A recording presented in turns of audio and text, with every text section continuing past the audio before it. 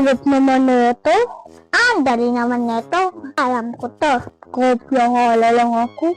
Number 1, A. Ito. Number 2, B. Number 3, C. Ito. Teka, nakaiba sinasagot ah. Sino tama dito?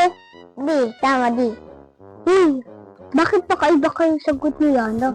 Nangungopya ka? Hindi ako nangungopya. Hindi. Sino tama sa inyo?